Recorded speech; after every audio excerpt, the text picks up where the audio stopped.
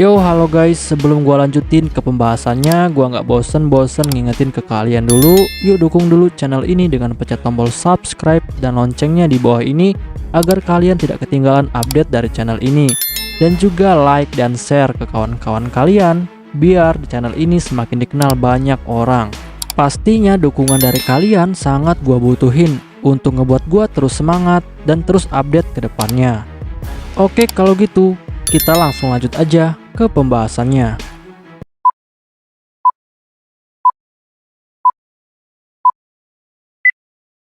Yo halo guys, kali ini gue bakal ngebahas light novel The Eminence in Shadow, volume pertama chapter ke-7. Di chapter ini bakal dibahas tentang turnamen Bushin. Untuk kalian yang belum nonton chapter sebelumnya, silahkan ditonton terlebih dahulu. Keesokan harinya, saat jam makan siang sekolah, Skell dan juga Po langsung mengajak Kit untuk memberikan coklat yang telah mereka beli kepada seorang gadis yang mereka incar, dengan harapan bahwa gadis itu akan menyukai mereka. Tetapi di sini, Kit sebenarnya tidak mau melakukannya. Tetapi karena desakan dari Po dan juga Skell, dia pun akhirnya setuju. Lalu Skell dan juga Po, mereka berdua akhirnya menemukan wanita yang akan mereka berikan coklat. Dan mereka bertanya kepada Kit, apakah Kit juga sudah menemukannya. Tetapi dengan malas, Kit pun lalu menjawab. Kit bilang bahwa dia akan memberikan coklatnya ke sembarangan wanita. Dan rencana mereka pun akhirnya dimulai. Tetapi sayangnya, Skell dan juga Po, mereka berdua langsung ditolak mentah-mentah dengan sangat hina. Bahkan Skell dituduh telah mengganggu tunangan orang, sedangkan Po dituduh sebagai penguntit. Dan hal ini membuat Kit sangat kasihan kepada mereka. Dan setelah itu, karena Kit sudah berjanji kepada Skell dan juga Po untuk memberikan coklatnya kepada seorang gadis, lalu Kit pun langsung memilih gadis mana yang akan dia berikan coklat. Dan tentu saja di sini, Kit hanya memilih secara acak, dan dia memilih gadis yang ada di dekatnya. Dan tidak lama setelah itu, datanglah seorang gadis yang memiliki rambut berwarna pink. Dan ternyata gadis itu adalah Sherry.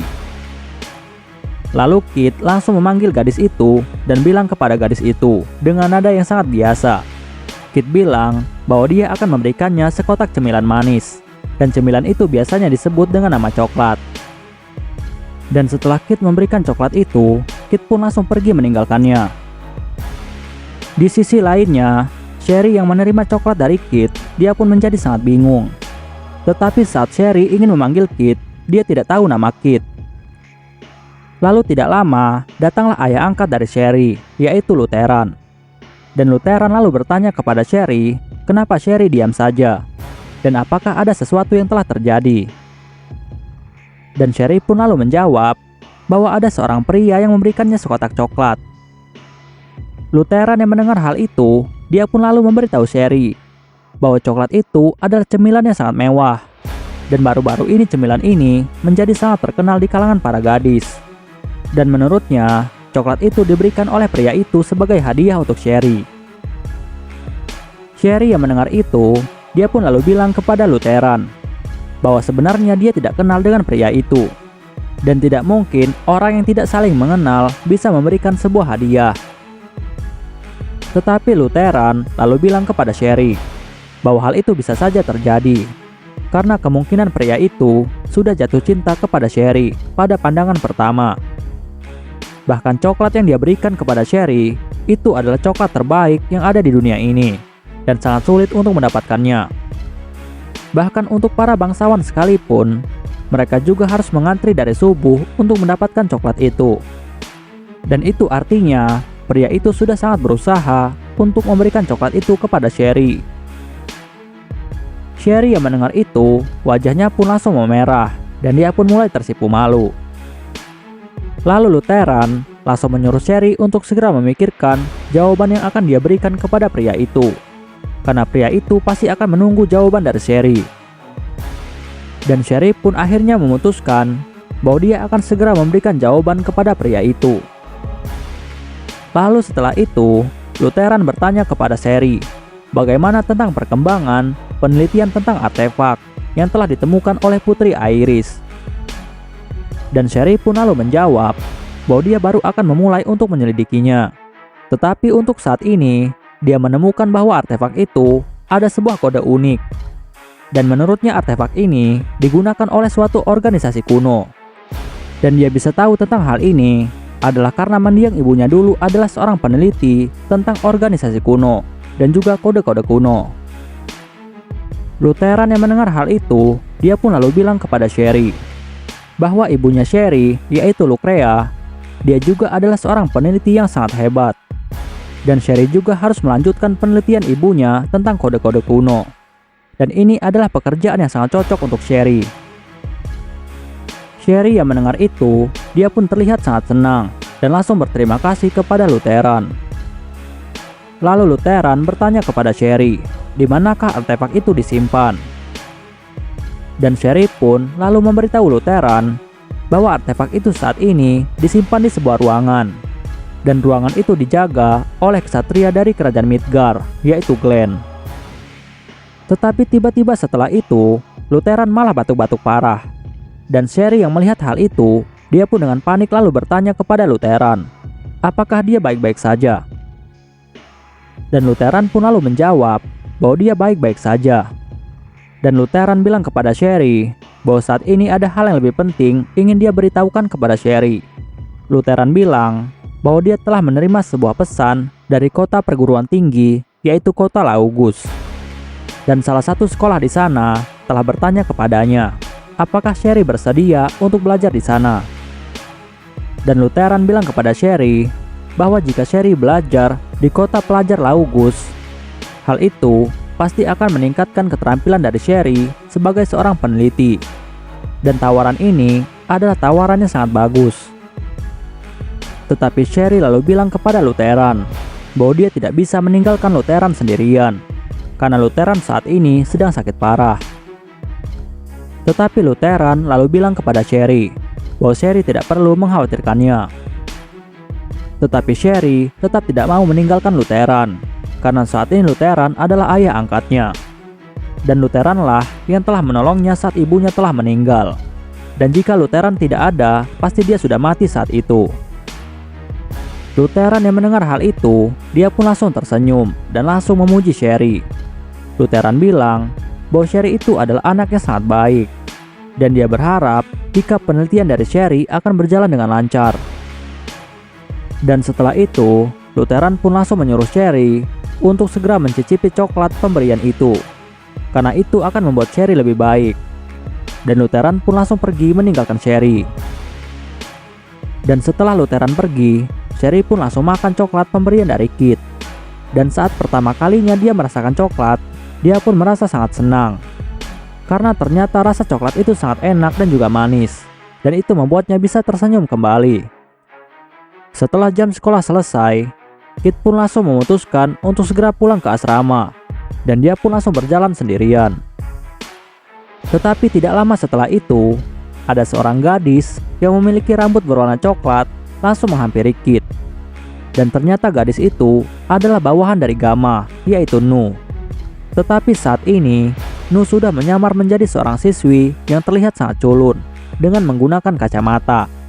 Bahkan saat Kit melihat penyamaran itu, dia awalnya tidak mengetahui jika orang itu ternyata adalah Nu. Sedikit informasi, Nu dulunya adalah seorang bangsawan, tetapi dia telah dibuang oleh keluarganya dengan alasan bahwa Nu memiliki kutukan atau kerasukan. Dan dulunya, Nu juga pernah bersekolah di sekolah ini sampai kelas 2. Dan saat dia menjalankan misi ini, dia pun lalu mengingat tentang semua kenangannya, dan itu membuatnya sangat iri dengan anak-anak yang lain. Bahkan di dalam pikirannya dia pun bertanya-tanya, ada berapa teman-teman sekelasnya yang masih mengingat tentang dirinya. Tetapi di sini Nu sangat yakin, meskipun mereka mengingat dirinya, mereka hanya akan menyebarkan rumor yang buruk tentang dirinya. Tetapi dulu, saat dia bertemu dengan tuannya, yaitu Tuan Shadow, dia pun akhirnya mendapatkan kembali tujuan hidupnya. Dan dia merasakan jika tujuannya itu sama dengan tujuan dari tuannya yang paling dia cintai. Sedangkan Kit yang melihat Nu terus memperhatikannya, Kit pun lalu bertanya kepada Nu, apa ada sesuatu yang aneh dari dirinya? Dan Nu dengan gugup lalu menjawab. Nu bilang bahwa ada sesuatu hal yang ada pada diri Kit. Dan Nu juga bilang kepada Kit bahwa Kit jangan memberitahukan tentang hal ini kepada Gamma, karena Gamma pasti akan sangat marah jika dia tahu bahwa dirinya telah masuk ke sekolah pada siang hari. Kit yang mendengar itu, dia pun akhirnya mengerti. Dan Kit lalu bilang kepada Nu bahwa dia tidak menyangka jika Nu memiliki keterampilan untuk menyamar. Bahkan Nu sangat terlihat berbeda. Dan Nu lalu bilang kepada Kit bahwa dia dulunya sangat ahli dalam merias wajah. Dan itu adalah hobi lamanya saat dia masih bersekolah. Bahkan saat dia menjadi pegawai dari toko Mitsugoshi, dia sudah merias wajahnya menjadi lebih tua dan saat ini menjadi lebih muda. Sedangkan Kit yang mendengar hal itu, dia pun menjadi sangat syok karena dia tidak menyangka bahwa ternyata makeup itu bisa membuat umur tidak bisa diketahui. Dan dia pun langsung bertanya kepada Nu, berapakah umur Nu saat ini? Tetapi Nu dengan singkat lalu menjawab bahwa itu adalah rahasia. Dan setelah itu, Nu lalu bilang kepada Kit bahwa tujuannya datang ke sini adalah karena dia ingin menyampaikan kepada Kit tentang kejadian kemarin malam. Dan Nu bilang kepada Kit bahwa dia sudah melakukan interogasi kepada orang yang sudah menyamar menjadi Shadow Garden. Tetapi dia tidak bisa mendapatkan informasi apapun karena ternyata orang itu sudah dicuci otak. Dan kemungkinan orang-orang itu adalah pasukan anak ketiga dari Sekte Diablos. Sedikit informasi, di dalam kelompok Sekte Diablos, mereka memiliki pasukan yang disebut dengan anak-anak Diablos. Dan semua pasukan Diablos ini memiliki tingkatannya masing-masing. Yang pertama adalah pasukan anak pertama. Yang kedua adalah pasukan anak kedua. Dan yang terakhir adalah pasukan anak ketiga. Dan pasukan anak ketiga adalah para pasukan Sekte Diablos yang kemampuannya paling rendah.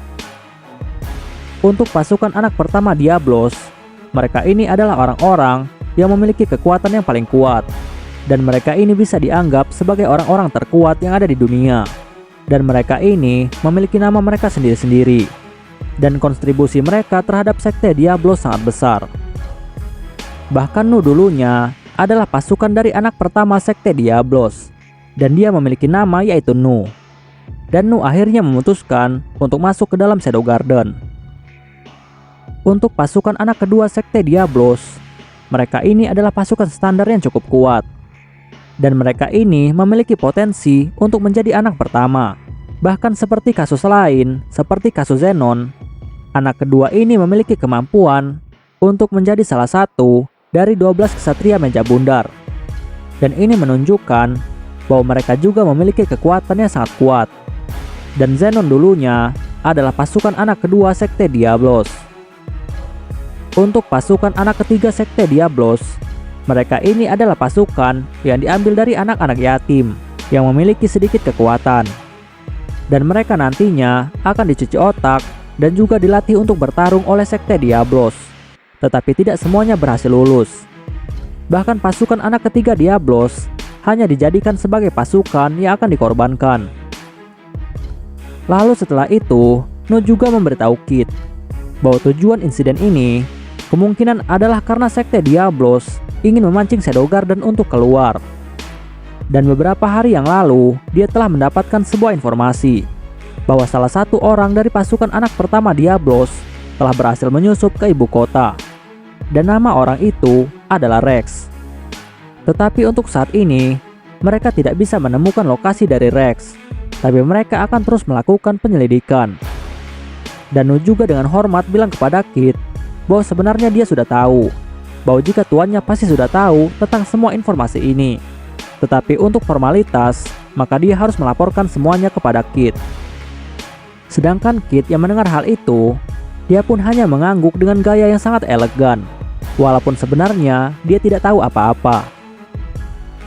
Setelah beberapa hari berlalu, akhirnya festival turnamen Bushin telah dimulai. Dan semua orang tahu bahwa juara bertahan dari turnamen ini adalah Iris Midgar. Dan untuk tahun ini, tiba-tiba muncullah seorang penantang baru yang sangat kuat. Dan kemungkinan bahwa orang inilah yang akan menjadi kandidat juara. Dan nama orang ini adalah Rose Oriana. Dan dia adalah putri dari kerajaan Oriana. Dan dia adalah siswa pindahan dari sekolah budaya. Perlu diketahui, kerajaan Midgard dan juga kerajaan Oriana adalah sekutu yang sangat dekat. Maka tidak heran Oriana bisa pindah ke sekolah Midgard. Dan sialnya, Rose Oriana adalah lawan dari Kit di babak pertama. Dan pertarungan mereka pun akan segera dimulai. Dan di sini, Kit pun mulai berpikir dengan sangat antusias bahwa dia harus membuat dirinya terlihat seperti pecundang sejati di hadapan semua orang. Dan dengan begini, maka dia akan bisa mewujudkan mimpinya menjadi seorang penguasa bayangan. Dan menurut Kit, saat ini adalah keadaan yang sangat mendukungnya untuk menjadi pecundang sejati. Karena lawannya adalah Rose Oriana yang sangat terkenal. Sehingga jika dia kalah melawan Rose Oriana, pasti dia akan bisa menjadi pecundang sejati. Dan saat Kit memikirkan tentang hal ini, dia pun menjadi sangat bersemangat. Bahkan dia sudah berlatih 48 gaya super untuk menjadi pecundang sejati. Dan ini adalah kesempatannya untuk menunjukkan semua hasil latihannya untuk menjadi seorang pecundang. Dan pertandingan pun akhirnya dimulai. Dan rencana Kit di sini adalah saat pedang Rose diarahkan kepadanya, maka dia dengan cepat akan langsung mementalkan tubuhnya ke angkasa, seolah-olah dia terkena dampak langsung dari serangan Rose Oriana. Tapi sebenarnya serangan itu tidak sama sekali menyentuh tubuhnya. Bahkan setelah Kit terpental ke atas, dia pun ingin menambahkan kesan sadisnya. Dan untungnya, dia telah menyiapkan banyak sekali kantong darah di sakunya. Dan dengan kecepatan yang sangat cepat, dia pun langsung menyemprotkan kantung darah itu dan membuat seolah-olah darah keluar dari tubuhnya. Dan darah itu muncrat dengan gaya berputar-putar. Dan Kit menyebut gaya ini sebagai teknik rahasia pecundang, yaitu tornado berdarah. Dan ternyata tidak sampai di situ. Karena untuk menambahkan keasliannya, Kit juga langsung memasukkan kantong darah ke mulutnya dan membuat seolah-olah darah keluar dari mulutnya. Dan ternyata rencana dari Kit ini berhasil membuat semua orang berpikir bahwa Kit sudah terkena serangan telak dari Rose Oriana. Dan hal ini membuat Kit semakin yakin bahwa dia akan berhasil menjadi pecundang sejati. Dan malahan Kit terus menantang Rose untuk mengeluarkan semua kemampuannya, karena dia masih memiliki 48 jurus pecundang yang lainnya. Sedangkan Rose yang melihat Kit terus berdiri walaupun dia sudah terluka sangat parah, dia malahan menjadi sangat bingung. Karena Kit masih ingin terus bertarung, padahal dia sudah jelas-jelas terluka sangat parah. Dan Rose yang melihat jika Kit masih tersenyum, hal itu akhirnya membuat Rose menjadi sangat kagum. Dan dia pun akhirnya memutuskan untuk mengeluarkan serangan terkuatnya untuk menghargai keberanian dari Kit. Bahkan di sini Rose berpikir jika dia memang menang dalam pertarungan fisik, tetapi dia kalah dalam pertarungan mental. Tetapi saat Rose ingin menyerang Kit dengan serangan terkuatnya, wasit pun langsung menghentikan pertarungan ini. Karena wasit melihat jika Kit sudah terluka sangat parah, dan jika pertarungan ini dilanjutkan, maka Kit pasti akan mati. Sedangkan Rose yang mendengar itu, dia pun menjadi sangat lega. Tetapi Kit, dia malah merasa sangat kecewa, karena dia tidak bisa menunjukkan teknik pecundang yang lainnya. Dan pertandingan pun akhirnya selesai, dan pertandingan dimenangkan oleh Rose Oriana. Dan setelah itu, Kit pun langsung memutuskan untuk segera pergi, sebelum petugas medis datang memeriksanya. Karena jika medis memeriksanya, maka Kit akan ketahuan jika dia telah berbohong. Karena dia sebenarnya tidak terluka sama sekali. Dan saat Kit berjalan di lorong untuk segera kabur, dia malah bertemu dengan Sherry. Lalu Sherry bilang kepada Kit dengan malu-malu bahwa dia telah menonton pertarungan Kit, dan menurutnya sifat tidak menyerah Kit sangatlah keren. Dan setelah itu, Sherry pun langsung memberikan Kit sesuatu, dan itu adalah sekantung kecil kue. Lalu Sherry bilang kepada Kit bahwa dia ingin memulai hubungannya dengan Kit dimulai dari hubungan seorang teman terlebih dahulu. Dan Kit dengan santai lalu menjawab bahwa dia tidak keberatan dengan hal itu. Sherry yang mendengar itu, dia pun menjadi sangat senang. Dan tidak lama setelah itu, akhirnya datanglah wakil kepala sekolah, yaitu Lutheran. Dan Sherry memberitahu Kit bahwa Lutheran adalah ayah angkatnya. Lalu Lutheran bilang kepada Kit bahwa dia tahu jika nama Kit adalah Kit Kageno. Dan setelah itu, Lutheran pun bilang kepada Kit bahwa dia berharap jika Kit dan Sherry bisa akur. Dan dia pun akhirnya pergi. Keesokan harinya, hari ini Kit tidak masuk sekolah karena Kit sudah mengajukan cuti sebanyak 5 hari dengan alasan untuk menjalani perawatan medis untuk menyembuhkan luka-lukanya setelah turnamen. Dan alasan Kit melakukan hal ini adalah untuk membuat orang-orang tidak curiga.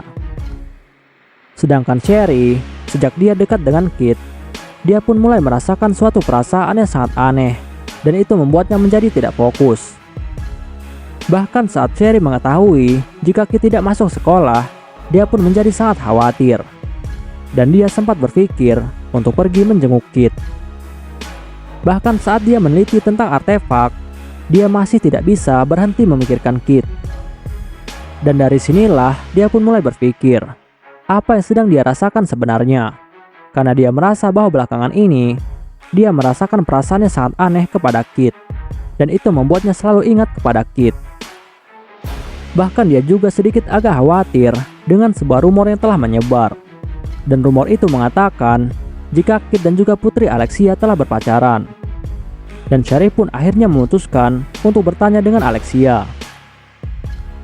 Lalu setelah itu, Sherry langsung menuju ke kamar Alexia dan langsung mengetuk pintunya.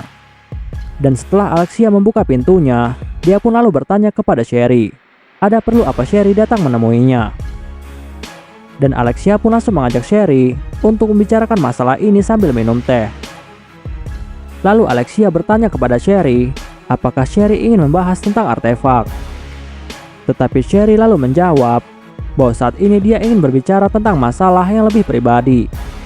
Dan Sherry dengan malu-malu lalu bertanya kepada Alexia, apakah Alexia dan juga Kit Kageno masih bersama? Dan Alexia pun dengan santai lalu menjawab bahwa dia dan juga Kit saat ini sudah putus. Sherry yang mendengar itu, dia pun menjadi sangat lega.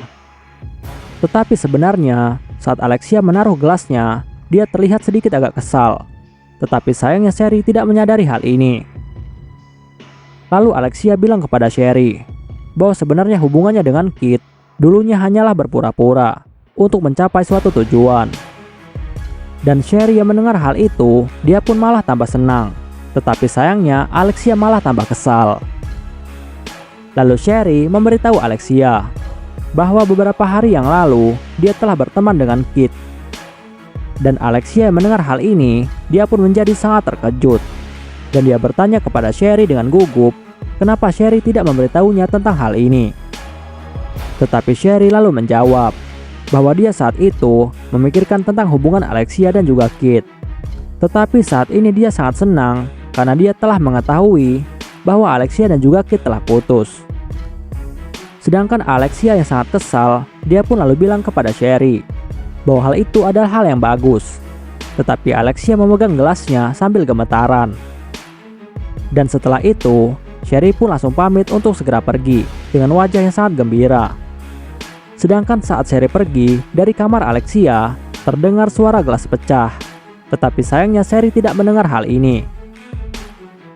Oke guys, pembahasan kita di chapter kali ini selesai sampai di sini dulu. Dan kita bakal lanjut lagi di chapter selanjutnya.